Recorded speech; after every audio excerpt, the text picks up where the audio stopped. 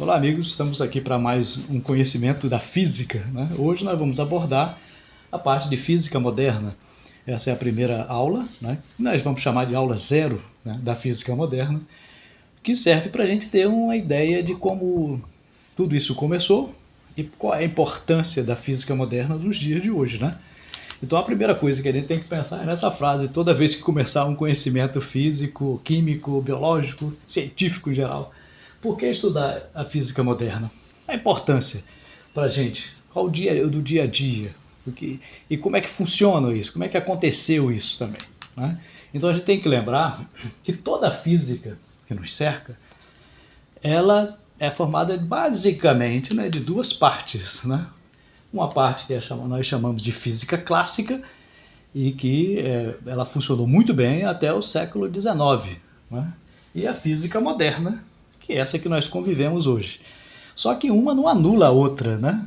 As duas têm uma grande importância, né? Quando você pensa na física clássica, é aqueles conhecimentos que nós estudamos no ensino médio em geral, né? Mecânica, eletricidade, termologia. E a outra metade é essa física que nos atua hoje em dia, né? Como, por exemplo, a eletrônica, a energia nuclear. E tudo isso mostra que uma coisa aconteceu na história que fez isso mudar, né? Então a gente sempre lembra, nunca é ruim a gente lembrar que na história da humanidade a gente sempre começa com os conhecimentos mais primitivos, né? Na antiguidade, né? A gente sempre faz isso porque na antiguidade a gente tem que ver como é que funcionavam as coisas na cabeça da pessoa, porque isso acontece conosco no dia a dia. Quando a gente entra na escola, a gente entra com um pensamento como se estivesse na antiguidade. E à medida que vamos tendo conhecimento científico, vamos passando pela idade moderna, a idade clássica, até chegar à idade atual, né? Então, na antiguidade, a razão das coisas é que era procurado. Por que isso funcionava? Então, era a razão das coisas e a filosofia é que prevalecia, né? Como nós, quando somos pequenos, temos 5 anos, a gente olha para o mundo ao redor e quer uma razão daquilo, de por que está funcionando daquela maneira. Mais tarde, lá pelo século XVI, né, é que o conhecimento humano, ao invés de se preocupar com a razão das coisas, com a filosofia de como é que funcionava, se preocupou mais com a realidade das coisas, né? Foi a época da ciência clássica, né? De Isaac Newton, Galileu e etc. E o que se buscava era a precisão, né? Já na atualidade, né, nós mudamos isso. É a física moderna. A física moderna que tem a física quântica, a tecnologia digital, a relatividade, que nós usamos no dia a dia sem muitas vezes pensar que isso realmente está acontecendo, mas ela está influenciando. Então todo esse conhecimento, ele não tá, um não anula o outro, mas acrescenta o outro. Essa é que é a importância da gente visualizar sempre no aula zero, é saber que as coisas, uma não anula a outra, mas acrescenta, desmistifica uma outra e vai acrescentando conhecimento à humanidade, né? O mundo tecnológico que nós temos hoje, né, como por exemplo computadores, raio laser, satélites, usinas nucleares. Ah, não quero saber de usina nuclear. Bom, o que você conhece de usina nuclear, né?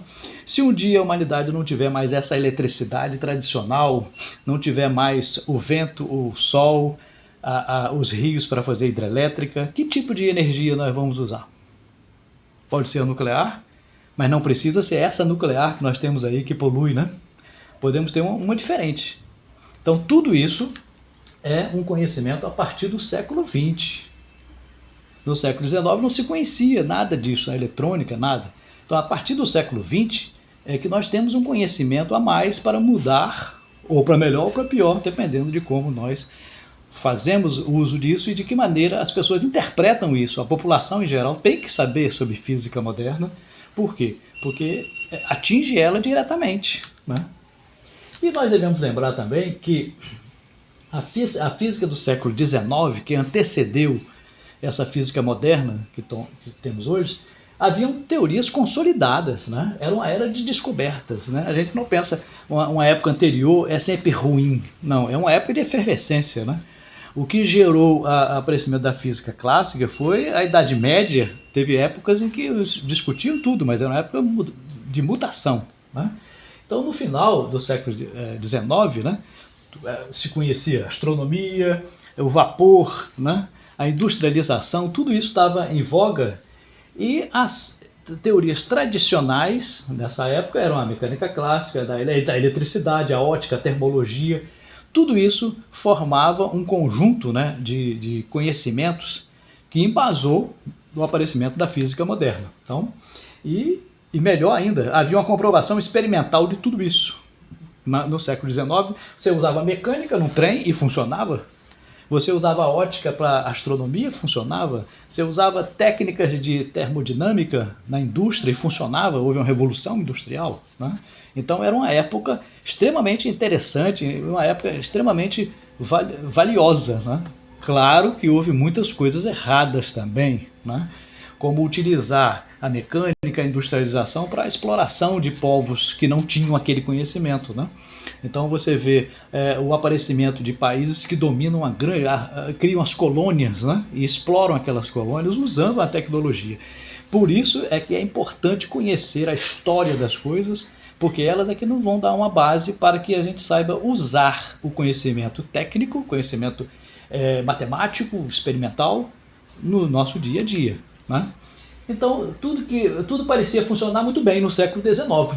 As teorias estavam consolidadas, tinham uma aplicação moderna, né? Então, na época, você tinha, por exemplo, o eletromagnetismo funcionava muito bem. Houve a criação do telefone, do rádio, né? A industrialização com a mecânica, a energia nuclear que estava aparecendo, a radioatividade, né? Tudo era novidade, era uma época de efervescência, né? Ou seja, havia muito conhecimento e muita experimentação, tentativa de tudo, né? E a gente pode dizer que essas teorias explicavam quase tudo, né?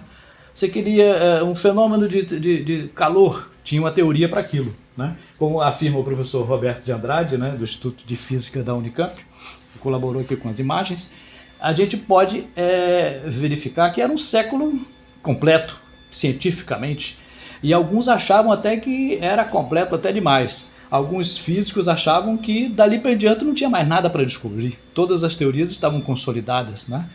Como Lord Kelvin, que é uma frase dele que até foi pega, talvez tenha pego ele num dia meio ruim, né? Ele disse que não precisava estudar física mais, porque toda a física já estava sendo conhecida, né? É claro que depois ele ficou, bom, não é bem assim, né? Mas a física estava muito bem consolidada nessa época. Apenas alguns experimentos é que não tinham explicação, mas a maioria tinha, né? Essa época também foi uma época de unificação de teorias. Uma coisa que muita gente não para pensar, né? Havia o magnetismo, né?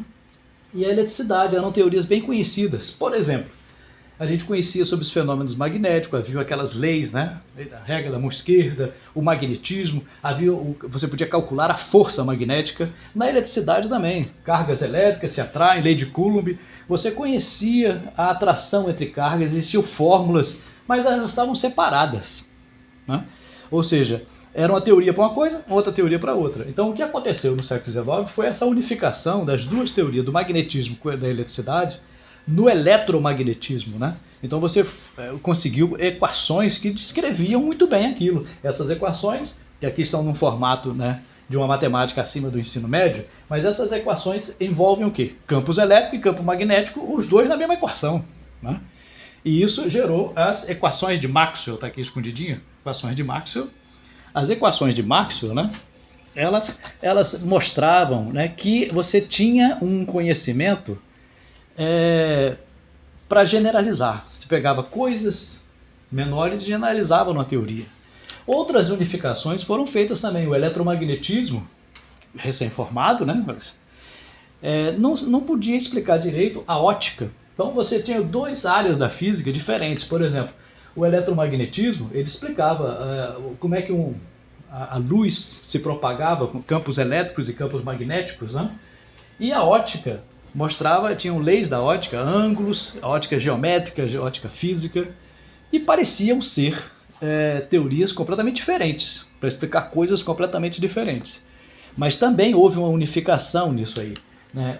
A unificar o eletromagnetismo com a ótica, houve o conceito de ondas eletromagnéticas. A ótica pôde ser explicada pelo eletromagnetismo, de uma forma diferente, né?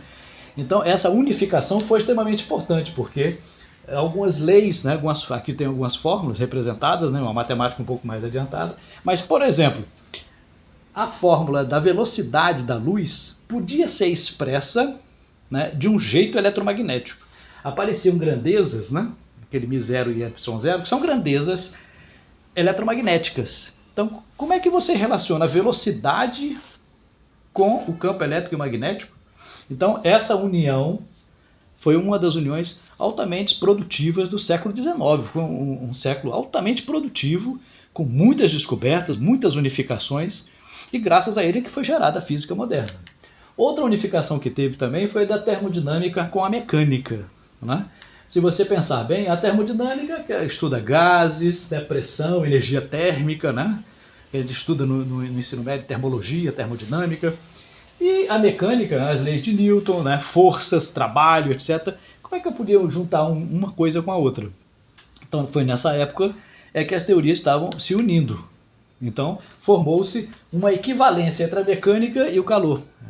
Quando foi descoberto o equivalente mecânico do calor, né? Joule, né, em 1845, determinou o equivalente. E uma caloria vale 4,18 joules. Então você podia transformar o calor em trabalho, em força, né? É exatamente a época em que apareciam as máquinas térmicas, né? E o aproveitamento foi muito importante nessa época, criou a industrialização, né? Então hoje, se você pensar em produtos industrializados, começou com a física nessa época, né? Essas unificações, né, no início, principalmente no início do século XIX, né, deram um embasamento muito grande para a humanidade crescer muito, né? Mas também teve o lado ruim, né? O país industrializado se aproveitando da matéria-prima daqueles menos industrializados. Então, essa estrutura moderna gerou uma mudança também na sociedade política, econômica e etc. Né? Então, mas haviam alguns problemas na física clássica que não tinham uma explicação adequada. Quer dizer, tinham coisa, não era perfeita, né? Tinham coisas que você não tinha explicação. Algumas delas eram do campo teórico e outras do campo experimental ou das aplicações, né? Então, por exemplo, como explicar o átomo, né? Como é que explicar um fenômeno macroscópico? Então, essa briga baseava-se, né, basicamente na matéria, no estudo da matéria. No campo teórico, a natureza da luz, a luz é formada de corpúsculo ou é uma onda eletromagnética? Então, ela é onda ou é matéria? A estrutura do átomo, como é que funciona o átomo? Não se conhecia. Outros problemas experimentais, né, que se conhecia, a radiação térmica, o espectro da luz, o efeito fotoelétrico. Então haviam problemas que não tinham solução na época, com a física daquela época.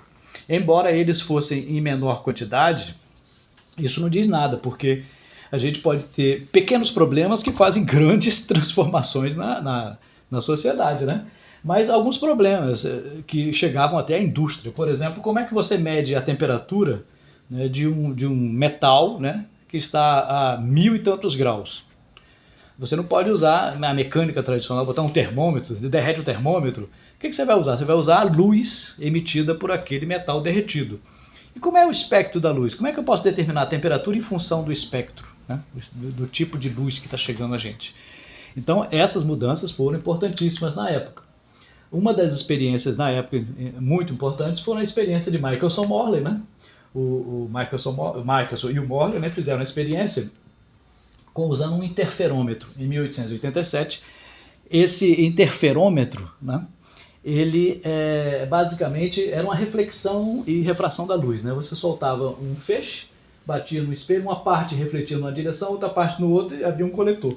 O objetivo dessa experiência era que ele procurava detectar o movimento da luz em relação a um hipotético éter. Por quê? Porque nós sabemos que no ar nós podemos transportar o som e a luz. Precisava de um meio material para ela transportar. Então ele mediu a velocidade da luz usando um sistema de espelhos numa direção e na outra. E apontou isso aqui na direção do movimento da Terra em torno do Sol. Nós sabemos que a velocidade da Terra em torno do Sol é de cerca de 100 mil quilômetros por hora em torno do Sol. Então, a luz, se houvesse esse éter, a velocidade dela ia ser interferida numa direção e na outra. Então, ele percebeu que numa direção e na outra direção, não havia mudança, a velocidade da luz era constante e ninguém conseguia explicar isso na época, né? O outro problema era o problema do corpo negro, né? Qual é a relação entre a temperatura e a cor de um objeto, né? Se você pegar um determinado objeto e aquecer ele, né? Se eu tiver, por exemplo, um objeto totalmente preto, né? E esse objeto ele for sendo aquecido, a cor dele vai mudando. Qual é a relação da cor dele com a temperatura?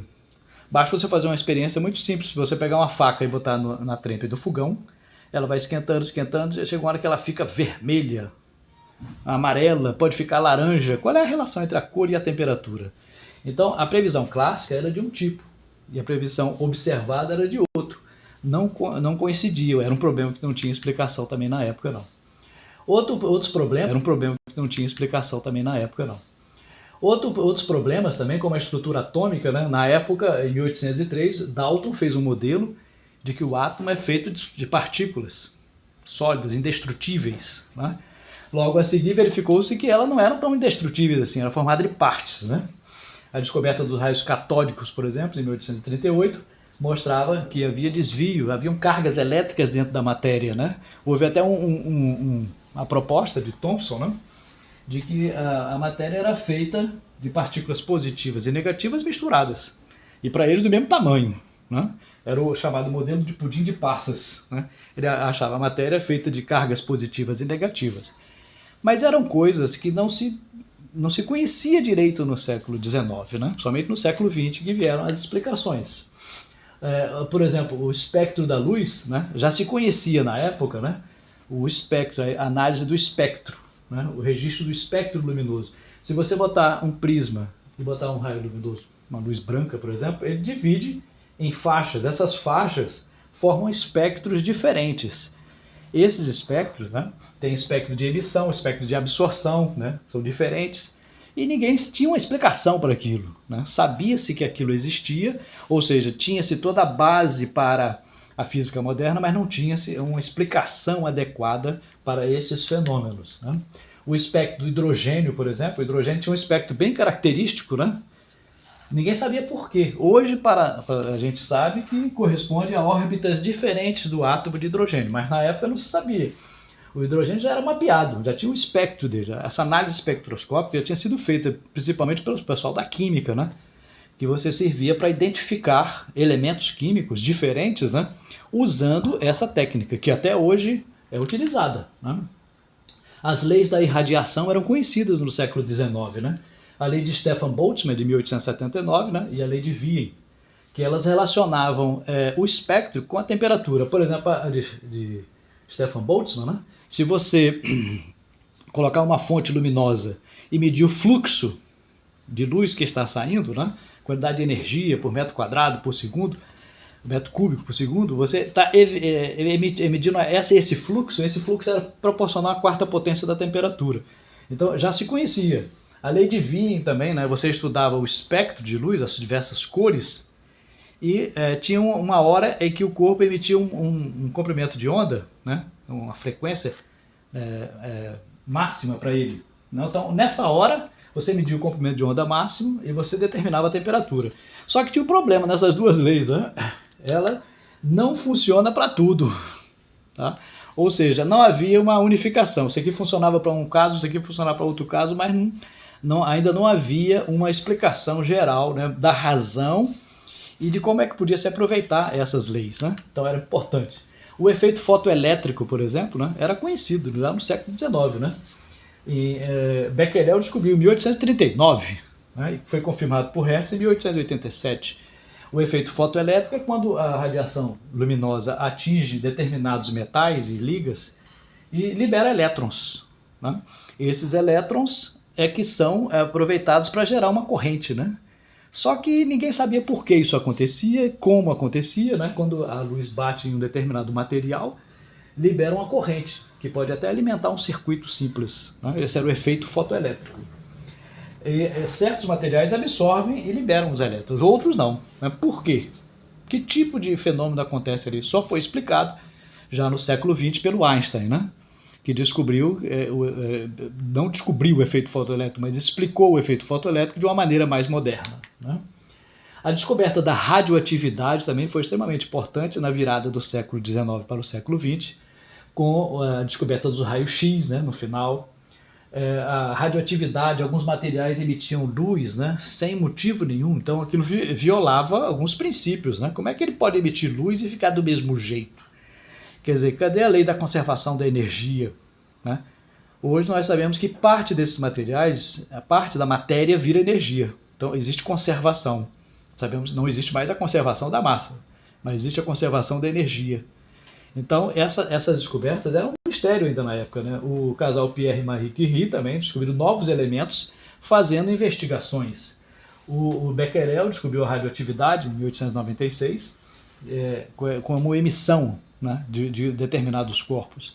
Então, essa parte de átomo, né, de radioatividade, energia nuclear, estava em andamento. E não havia uma ligação entre as experiências, não se sabia exatamente como é que ele funcionava. Então, o momento histórico necessitava de mudança. Ele necessitava de novas teorias, de explicação para determinados experimentos que não tinham explicação, e aplicabilidade. Para que servia aquilo? Então, isso é que é ciência, né? Você tem que ter novas ideias, tem que ter uma experimentação e uma aplicação daquilo, né? Aquilo tem que funcionar. Se um cientista criar na sua cabeça ideias extremamente interessantes, legais, tal, mas na prática ele não tiver aplicação, não tiver uma comprovação experimental e uma aplicação, vai ficar incompleta a teoria. A cada ano no mundo aparecem milhares de teorias novas para explicar coisas, né? Hipótese. Eu tenho até uma hipótese também minha, né, magnética, né, quando eu fiz o doutorado. Agora, essas hipóteses são baseadas em conhecimento científico, mas elas podem estar certas ou podem estar erradas, né? Ou podem estar parcialmente certas, precisa de complementação, mas tem que passar por essa... Então, no século XIX, havia necessidade disso, né? Então, isso convergia para uma nova física, né? Essa nova física que foi a física moderna, que nós criamos agora no século XX em diante, né? Então, a gente tem que lembrar sempre que a solução dos problemas do século XIX foi a criação da física moderna. Essa física moderna que hoje em dia nós temos, que explica como é que funciona um satélite, né, os dispositivos da eletrônica, que faz o seu celular funcionar, a sua televisão funcionar, o rádio. E como é que tudo isso funcionou? Esses avanços são graças à física moderna. Se nós não tivéssemos o conhecimento da física moderna, nós estaríamos como se estivéssemos no século XIX ou XVIII, né? A gente não teria muitas opções e ainda bem, né, que o Lord Kelvin estava errado, né, que a física evoluiu e vai continuar evoluindo, né? Nós já temos 120 anos dessas teorias, né, da física moderna, e já estamos próximos a uma época em que essa nova física vai mudar. Então, lembrando que a física moderna que nós temos hoje em dia é uma física que vai passar por mudança, nós estamos passando por uma época de mudanças, e com esses novos conhecimentos vamos mostrar que a física tem uma história, né, e essa história impacta na sociedade, muda os nossos hábitos e muda tudo. Por isso é que é importante estudar a física moderna. Ok? Obrigado.